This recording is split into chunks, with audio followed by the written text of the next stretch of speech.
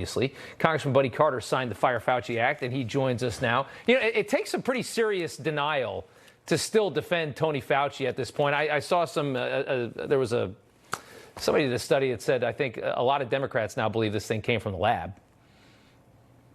And it did come from a lab. I'm convinced of it. I'm convinced that Anthony Fauci lied. And as a result of his lies, people died. And big tech helped cover it up.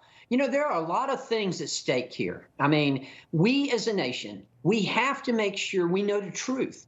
In order to make sure that we never let it happen again, we need to know what we did right. We need to know what we did wrong. We need to know what we can do different in the future. But in order to know that, we need to know the truth. Right. In order to make sure it is never leaked from a lab again, we need to know that that was the case. Anthony Fauci, he covered up. He lied on this. Yeah. The Select Committee on the Coronavirus Pandemic has shown emails where he prompted a paper and gave final approval on a paper to disprove that.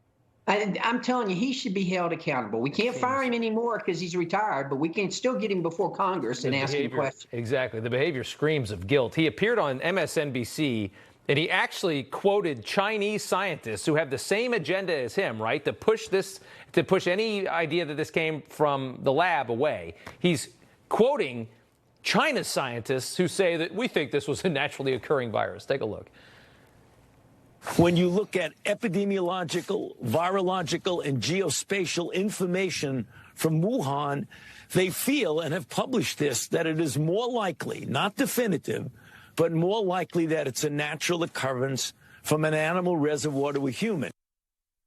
It's bizarre that China and Fauci are on the same side here. Absolutely bizarre. And you think I'm going to believe Chinese scientists? Absolutely not. Right. I'm not going to believe Chinese scientists. You know, not only do we need to know the truth in order to review this and make sure and not let it happen again, but also we need to keep in mind the Chinese Communist Party, they are not our friend. They are not our adversary. The Chinese Communist Party is our enemy. And until we realize that and start treating them as such, we're going to end up with situations just like this. That's another important point we learned from this experience.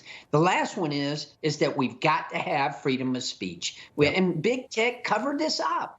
And that is not right. That led to people dying. Well, there is a bill now on Biden's desk for full transparency about the origins of COVID-19. He better sign that bill, and I can't wait to see what we can find out. Congressman Buddy Carter, we appreciate you coming on. Thank you. Thank you, Rob.